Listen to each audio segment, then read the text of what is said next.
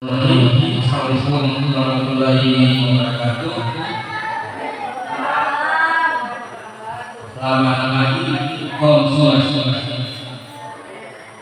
Teman-teman, kegiatan disebut ya Allah SWT Tuhan Yang Esa, yang mana pagi hari ini kita masih di kesempatan dan kesehatan sehingga kita masih bisa bertemu dalam kegiatan pada pagi hari ini, yang mana pada pagi hari ini saya akan melakukan diseminasi budaya positif di SMP 2 Ungaran. Diseminasi ini artinya berbagi fakta yang disebut dijelaskan mengenai praktik baik tentang budaya positif yang ada di sekolah-sekolah. Kalau itu sebelum kita lanjut, kita dulu kesepakatan kelas. Nah, jadi kesepakatan kita yang pertama adalah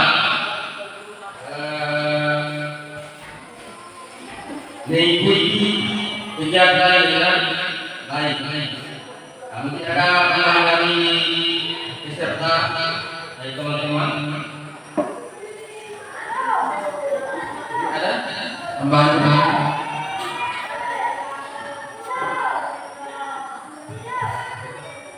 Yang kedua, HP distance. Artinya di model-modelnya. Oke, sebelum kita lanjut melihat cara berikutnya, yaitu kita melakukan SPP. Oke, sekarang kalian menulis sesuatu yang sangat berharga menurut kalian. Misalnya itu bermanfaat atau itu anak yang paling berharga dalam hidup kalian apa? Kalian tulis di sebuah kertas yang sudah disediakan, kemudian di tengah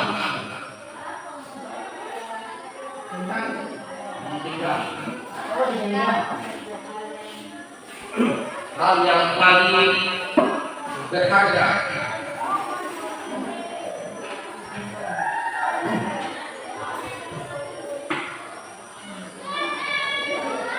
Ini dari pasalnya ya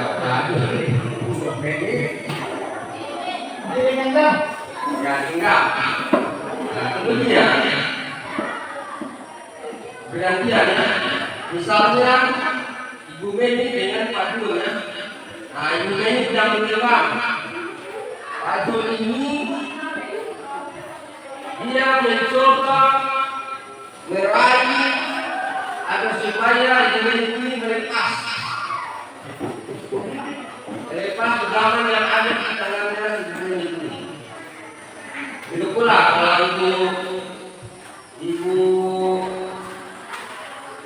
Isna dengan Pak Agus, misalnya Pak Agus sudah yang muda kan, nah Ibu Isna ini yang merayu dengan kata-kata manis ataukah dengan kata-kata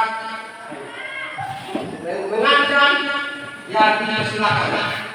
Harusnya dengan itu buat itu bisa dipahami. Oke, lanjutkan sekarang.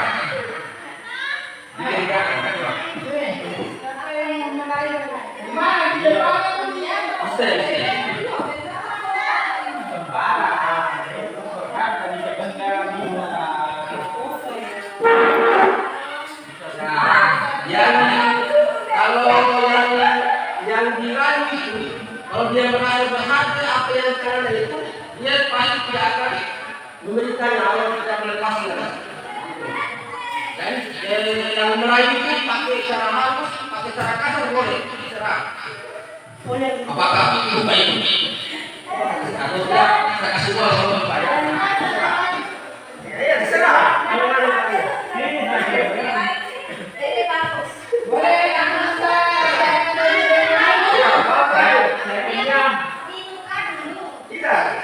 misalnya pajun yang naik sebentar baru gantian.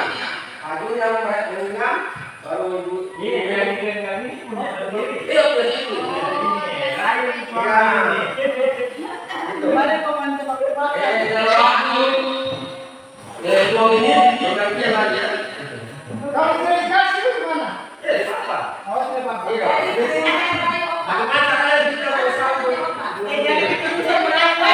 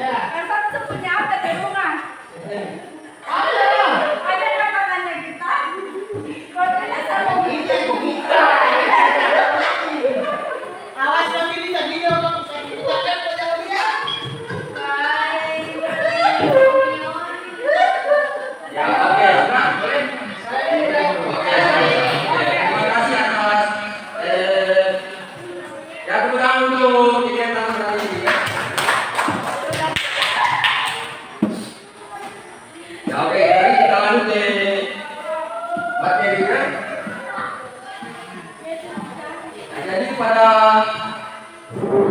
budaya positif ini ada konsekuensi budaya positif yang akan kita pelajari, yaitu perubahan paradigma positif, disiplin positif, nilai-nilai kebajikan, kebutuhan dasar, motivasi perilaku manusia, posisi kontrol, guru, keyakinan jelas, dan segitiga restitusi.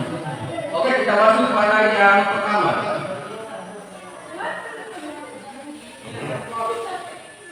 Pembelajaran dengan paradigma baru.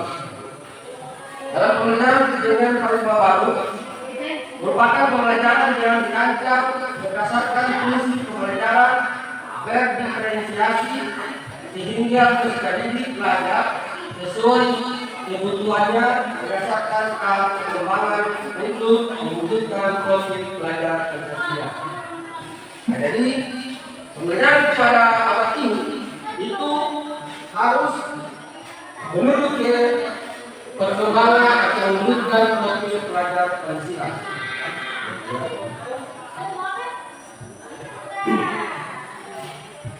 Kemudian dalam pembelajaran sebelumnya terdapat miskonsepsi tentang teori kontrol. Ya, seperti yang kalian lakukan di situ tadi, saya ingin bertanya dulu. Ada yang memberikan barang berharga kepada orang seperti mana? Tidak. Ya, oke. Jadi di situ, ya, jadi di situ adalah yang mengontrol sebenarnya itu bukan guru. Ya? Misalnya kita menyuruh bahwa anak itu harus rajin belajar ya. Yang mengontrol dia belajar itu bukan kita, ya. Tetapi dia sendiri. Ya. Dan di situ kita sebelumnya itu terdapat miskonsepsi ya tentang perkembangan itu. Nah, di mana yang pertama adalah ilusi guru mengontrol murid. Jadi ilusi sebenarnya bahwa kita bisa mengontrol murid. Itu hanya ilusi sebenarnya. Kita tidak bisa mengontrol murid ya. Kalau murid itu bisa mengatakan apa yang kita mau atau kita katakan, itu karena dari diri sendiri. Ya. Kalau dia mau ini dikontrol, ya. Kita kalau dia tidak mau, maka apapun yang kita katakan dia tidak akan dilakukan. Ya. Itu tadi si Pak Jul merayu supaya si Bumi memberikan apa yang ada di zamannya. Jadi kalau dia tidak mau dan dia tidak mau, maka tidak akan dikasih. Ada juga dalam memberikan. Dia memberikan itu karena dia dikontrol diri sendiri untuk memberikannya. Yang kedua adalah ilusi bahwa kritik dan membuat rasa bersalah mampu menguatkan karakter. Misalnya kita anak-anak itu tidak rajin terlambat ya begitu. Terlambat dia. Kita kritik. Oh, terlambat itu kau sering semua. Nah, kita berharap bahwa dengan mengkritik atau membuat dia bersalah mampu menguatkan karakter. Nah, itu supaya dia disiplin. Ya, itu sebenarnya ilusi ya. Jadi, misalnya seperti ini ya. Nah, kau itu tidak rajin sekolah atau malas sekolah atau terlambat seperti itu. Tetapi kalau tidak mulai dari dirinya sendiri, maka hal yang ingin kita capai supaya kita disiplin itu tidak akan terwujud. Jadi harus muncul dari diri siswa itu sendiri. Ya. Yang ketiga adalah ilusi bahwa semua penguatan positif, efektif dan bermanfaat. Yang keempat adalah ilusi bahwa kritik dan membuat rasa bersalah mampu menguatkan karakter. Nah, ini kita baca di situ. Ilusi dorong menulis.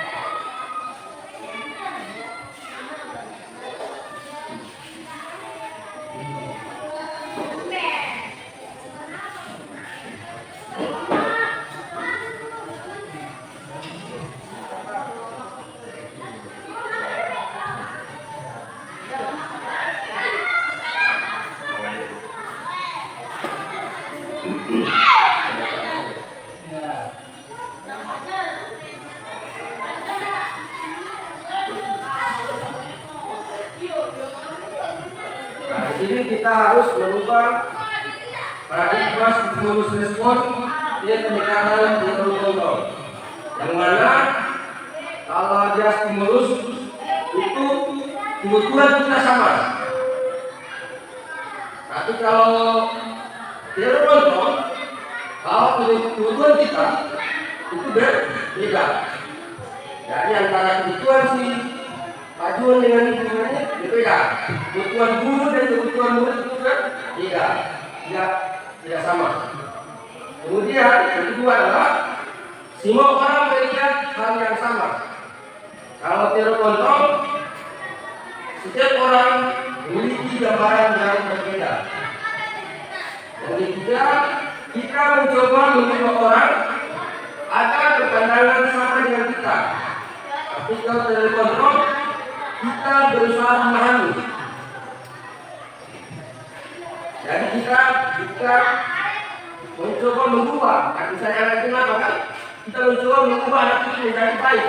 Tetapi kita harus berusaha memahami pandangan murid itu ya. Karena yang merubah itu bukan kita sebenarnya, kita hanya bisa memahami anak itu maunya apa. Kemudian perilaku dia sifatnya suatu kesalahan. Tapi kalau tidak kontrol, semua perilaku memiliki tujuan. Misalnya sangat-sangat itu, misalnya dia nakal, itu bukan berarti dia suka melakukan kesalahan. Mungkin di rumah dia kurang kasih sayang, ya. Dia datang sekolah, nah dia juga kasih sayang. Atau mungkin dari rumah dia tidak makan, ya. Sampai di sekolah dia suka pajak sama teman-temannya. Nah, mungkin juga dia kekurangan makanan, ya, seperti itu. Nah, sehingga kita jangan melihat anak yang nakal itu suatu kesalahan, tapi kita perilaku seperti perilaku kalau yang itu memiliki tujuan.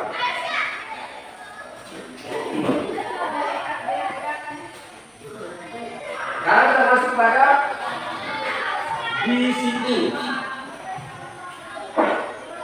positif.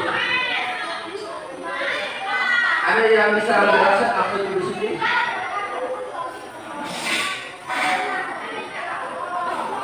Konsisten dalam melakukan sesuatu.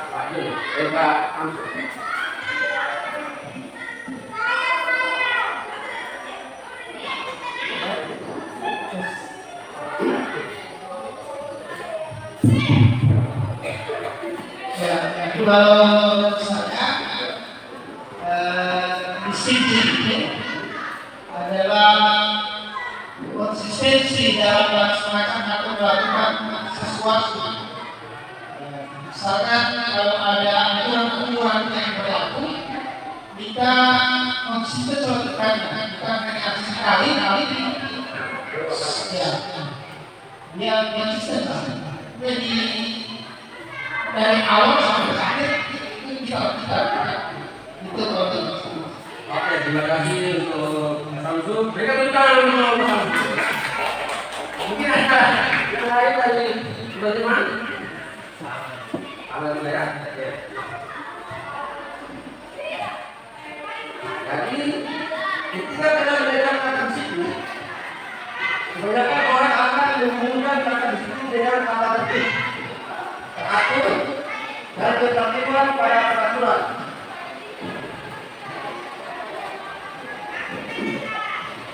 Ini disiplin berasal dari kata disiplina yang artinya belajar. Disiplin mengacu pada disiplin dan memiliki tanggung jawab terhadap apa yang dilakukannya berdasarkan nilai-nilai yang diyakini. Disiplin positif merupakan salah satu cara penerapan disiplin yang bertujuan untuk menumbuhkan kesadaran tentang memperdayakan diri tanpa imbalan dan ancaman kemampuan. Sebagai tujuan kita adalah menciptakan kesadaran diri yang memiliki disiplin diri hingga mereka berlaku mengacu kepada nilai-nilai pendidikan universal dan memiliki motivasi bersih dalam perubahan perilaku ke arah yang lebih baik.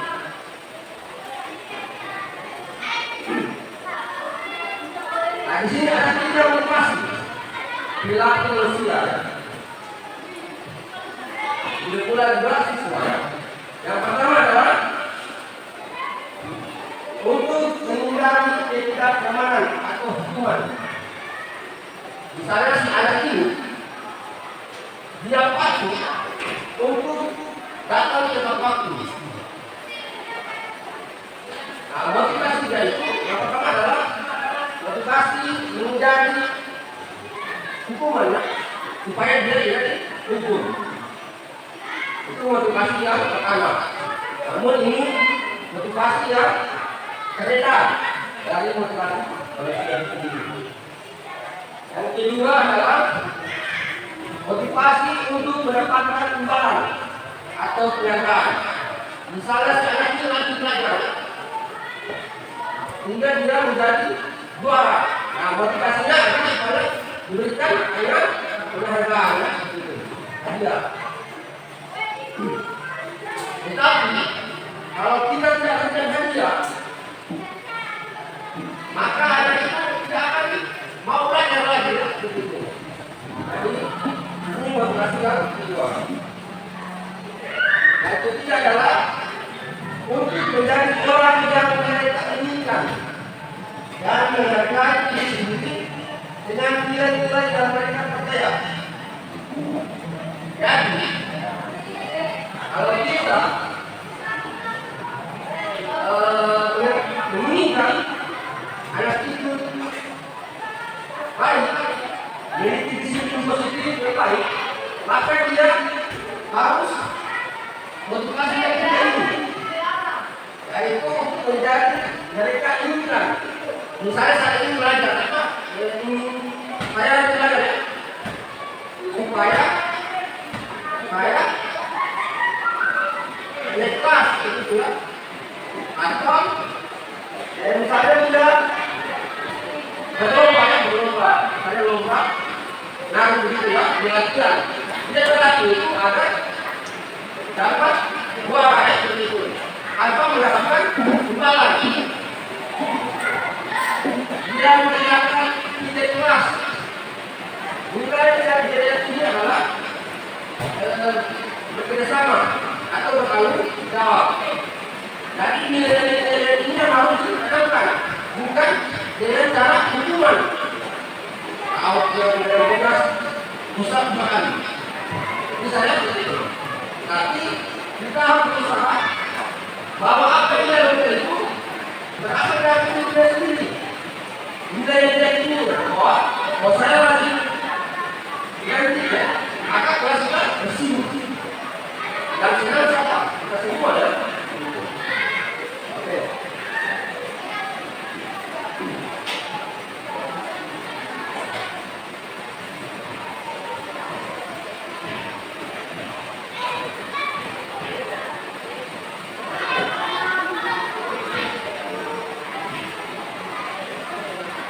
Kita masuk pada 5 kebutuhan dasar manusia. Yang pertama adalah kebutuhan bertahan hidup. Yang kedua, kasih sayang dan rasa diterima. Yang ketiga, kekuasaan, pengakuan. Yang keempat, kebebasan. Yang kelima adalah kesenangan. Sekarang ada kasus. Ibu mereka bermotivasi dengan apa? Yang ini. Menurut kalian, kira-kira apa alasan kau melakukan itu? Mungkin ada yang bisa memberikan apa? Bahkan baca, kemudian bukan benar. Alasan. Mungkin ada.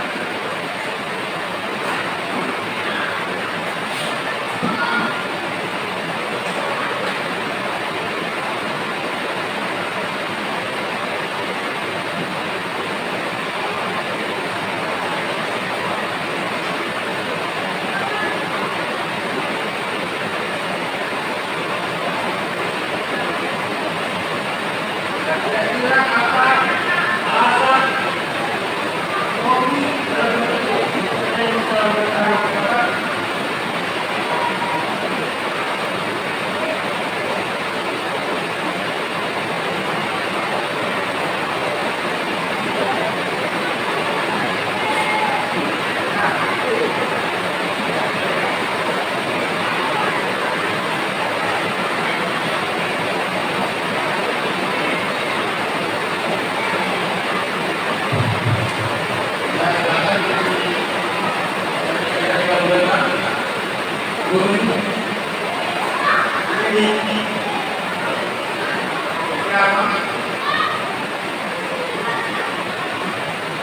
Ibu Zulaika, guru kelas 9A, yang dulu mengenali inilah salah satu murid kelasnya, Tommy.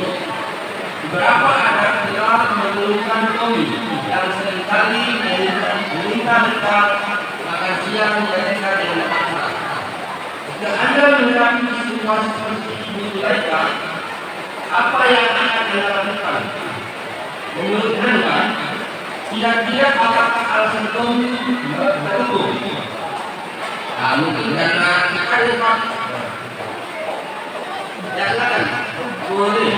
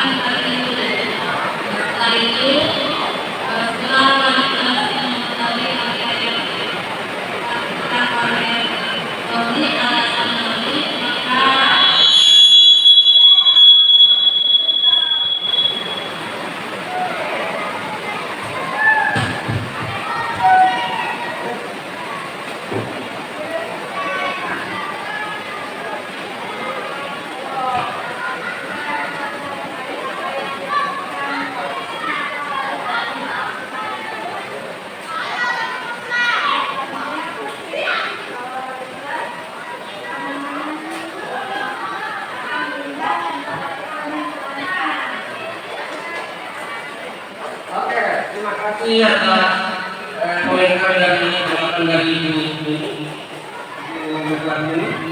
Oke, ada yang lain?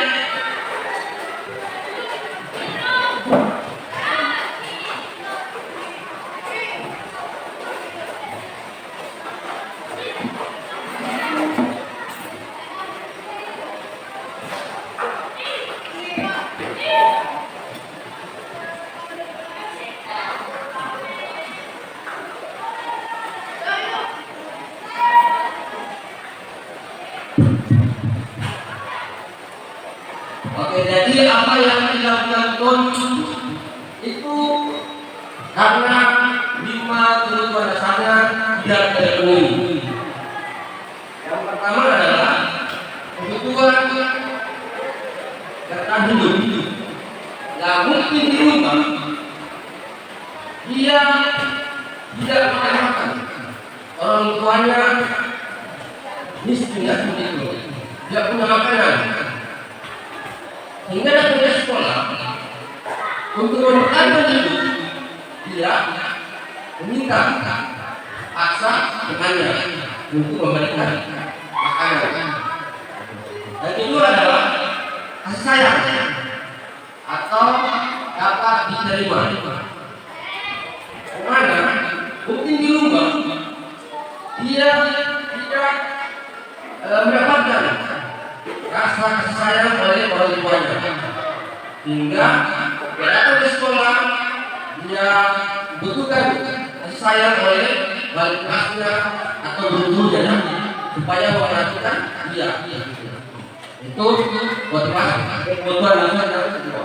Yang ketiga adalah mungkin psikologi ini butuh pengakuan kekuasaan.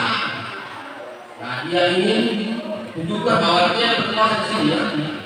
Emangnya saya ada di sini. Yang keempat adalah kebebasan. Dia ingin melakukan sesuatu itu ingin bebas ya, tanpa bertanya apakah dia bersalah atau tidak, dia memaksa itu menduga orang lain, tetapi dia melakukan hal itu dengan untuk memenuhi kebutuhan dasar, yaitu tentang pasar. Berikutnya adalah kesenangan. Nah, kesenangan juga seperti itu. Mungkin dia hanya desain ya, tidak desain melakukan hal itu supaya puas hatinya. Nggak bisa diusahakan itu. Oke, dari dalam itu.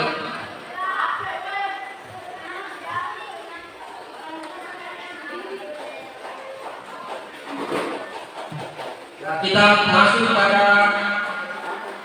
materi terakhir, posisi kontrol. Posisi kontrol seorang guru. Ini materi terakhir. Apakah kita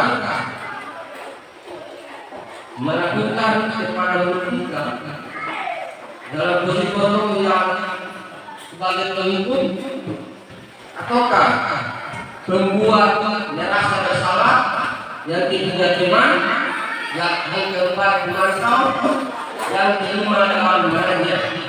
Kira-kira menurut Bapak Ibu, apa yang merupakan posisi yang mana yang paling bagus? Apakah yang menunggu, atau kalau membuat merasa bersalah, teman, atau pemerintah, atau manajer? Mungkin ada yang bisa kita antara.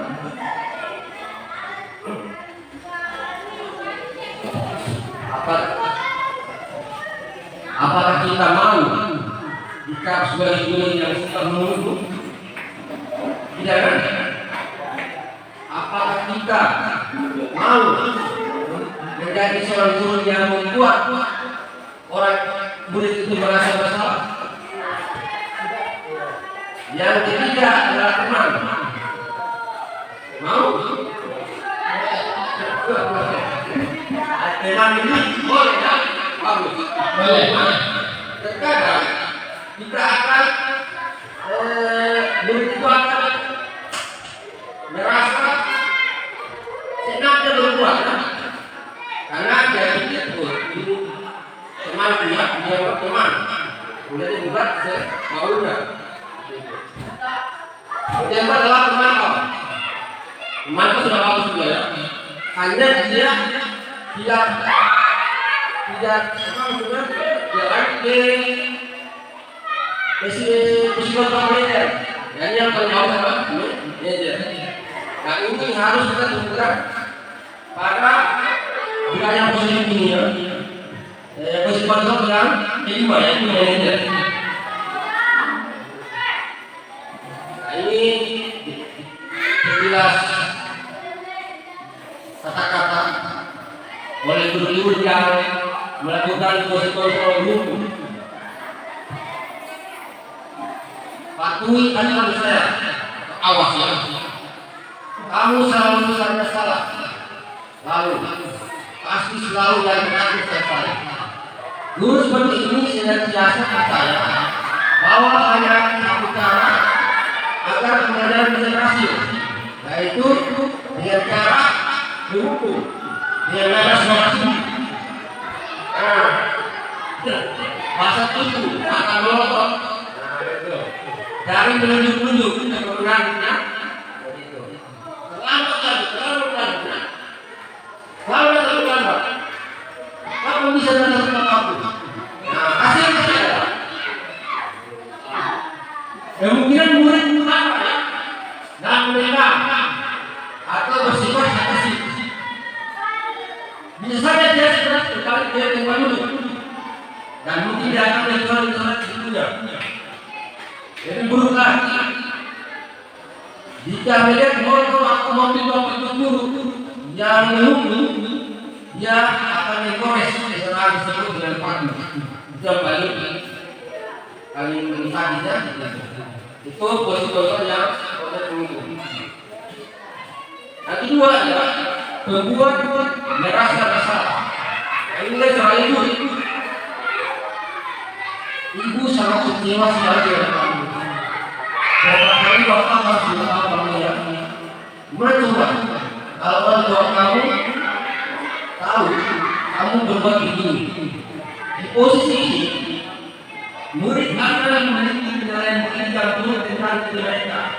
Murid merasa tidak berharga dan telah mengecewakan orang-orang yang saling disayanginya.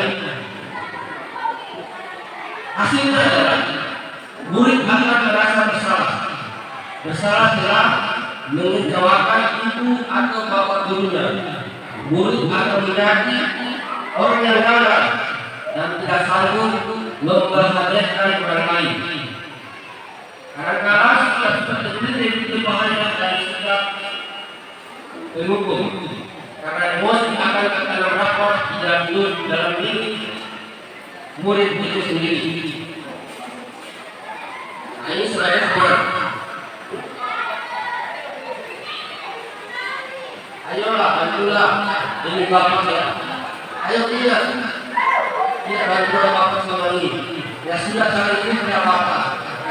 bantu desa.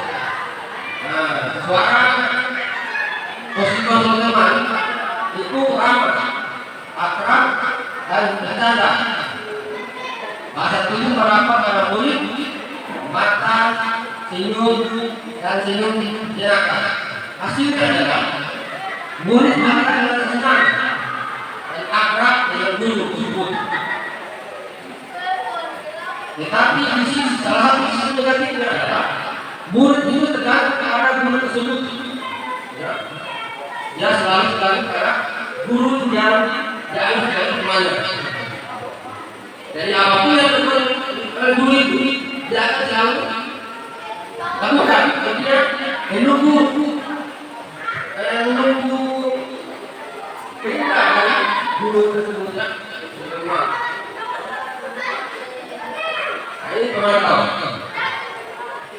apa yang telah kamu lakukan, sanksi atau konsekuensinya apa. Nah, di sini hasilnya adalah murid memahami konsekuensi yang harus dijalankan karena telah melanggar salah satu peraturan sekolah. Nah, ini bagus juga ya, tapi belum sampai ke tahap yang paling bagus yaitu penelitian. Nah, posisi penelitian adalah di mana guru berbuat sesuatu bersama-sama dengan murid dan persilakan murid mempertanggungjawabkan perilakunya, mendukung murid agar dapat menemukan solusi atas permasalahannya sendiri. Seorang penelitian akan berkata, apa yang kita yakini, apa yang kamu yakini, jika kamu meyakininya, apakah kamu bersedia memperbaikinya? Jika kamu memperbaiki ini, menunjukkan apa tentang dirimu? Apa rencana kamu untuk memperbaiki hal ini? Jadi tugas seorang manajer ini bukan untuk mengatur, tetapi membimbing murid bersama-sama untuk mencari solusi. Dan dia hanya membimbing, mengarahkan untuk mencari solusi atas apa yang terjadi. Misalnya contoh, si anak itu terlambat ya. Nah, seorang positif manajer itu dia tidak langsung kamu terlambat. Tetapi positif manajer dia panggil si anak itu, kemudian dia bicara, dia tanya seperti ini, mengapa Anda terlambat? Jadi tanya alasannya dulu ya, jangan terus tanya alasannya. Mungkin dia suatu yang mungkin masih basah, tidak dia terlambat, atau mungkin belum mampu ke rumah terlambat, atau mungkin dia ada dalam lagi, atau mungkin dia jodoh. Jadi ditanya mengapa Anda melakukan itu, kemudian tanya keyakinan apa yang Anda melanggar. Misalnya dekat disiplin, kurang bertanggung jawab, disiplin. Nah, kemudian apa solusi untuk bisa tidak mengulangi? Kalau dia bilang ada apa? Dan mungkin saya akan tidak larut malam bermain game. Kemudian dia bangun, kemudian dia bisa datang ke sekolah dan tidak terlambat lagi. Ini posisi manajer.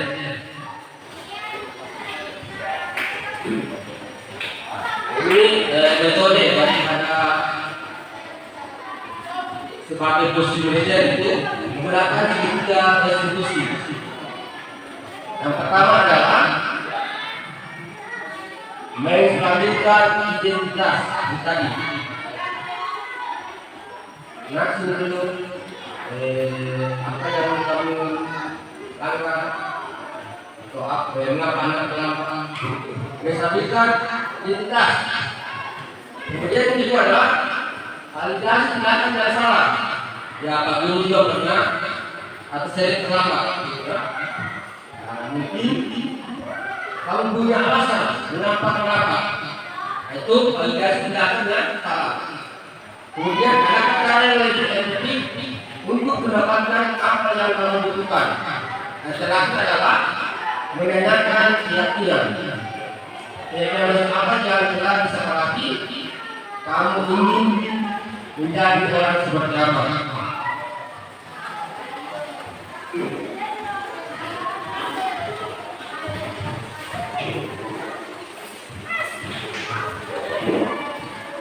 Oke, jadi kita masuk pada yang terakhir sekali adalah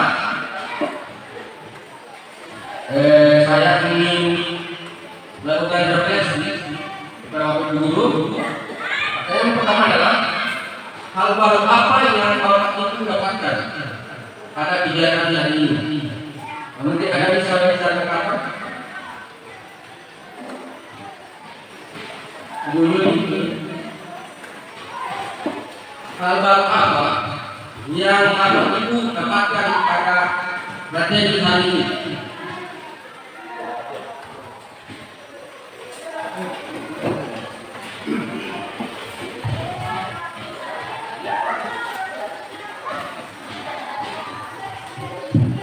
Ya, baik, terima kasih. Dari para materi baru ini satu hal baru saya pribadi saya bisa ambil, yaitu terkait dengan cara kita sebagai guru selama ini. Kalau kita tengok dengan apa yang disampaikan tadi, ternyata tidak selalu sama. Di mana kita macam seperti yang pertama sebagai pemimpin atau bahkan sebagai apa tadi yang salah membuat orang siswa tidak bersama. Kebanyakan ini kalau yang saya kalau kita kaitkan dengan pengalaman kita selama ini, jadi ternyata ini satu hal yang luar biasa. Kalau kita sebagai guru, tentunya ke depan hal-hal seperti itu bisa minimalisir. Oke, terima kasih. Terima kasih Pak Agus. Mungkin ada yang lain? Oke, jadi menjawab tanggapan dari Pak Agus sangat bagus. Namun di sini kita tidak salah, hanya mungkin bingung. Belum kita mempelajari hal ini, kita bingung ya melakukan hal baik. Jadi dalam hal ini kita tidak salah. Jadi sama-sama belajar. Bagaimana caranya supaya sama-sama belajar supaya menciptakan budaya positif di sekolah kita dengan tidak atau menggunakan metode yang T4 atau T5 gitu ya. Jadi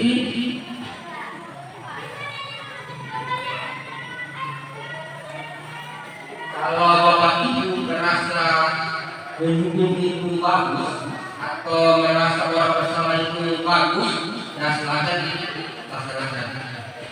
Tidak kesana. Tetapi saya menganjurkan atau materi pada pagi hari ini menganjurkan bahwa kita sebagai guru harus menemukan pada posisi yang dimana, itu posisi manajer atau setidaknya yang tempat atau di kampus sini ya, itu bisa dipahami. Yang kedua,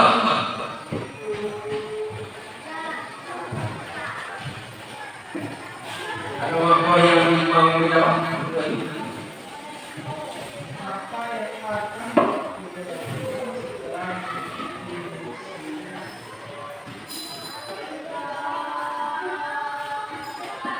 Ustaz.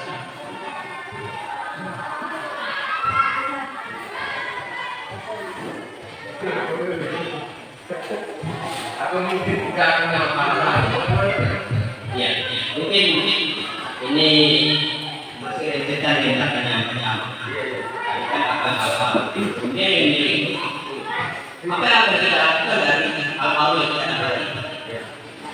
Saya kira sudah bagus tadi ada perbaikan dari apa yang disampaikan dari pendapat mengerti bahwa saya eksplisit saja kita sama-sama ya. Mungkin kita ini ya, jadi setidaknya ini memang kita perlu melihat di lingkungan kita sekarang ini. Mungkin kita perbaiki sesuai permintaan yang dibuat. Kita berupaya apa yang kita selama ini. Jadi sedikit tidak bisa. Ya. Oke, terima kasih atas jawaban dari Pak Gus. Kita berikan aplaus untuk semuanya. Jadi kita berharap di kemudian waktu acara saya mengucapkan sekian terima kasih. Assalamualaikum warahmatullahi wabarakatuh. Selamat siang, Sopan Santiko.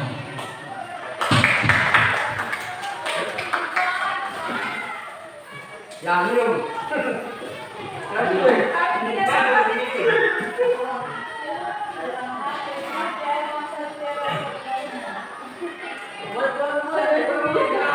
Bisa, Kak.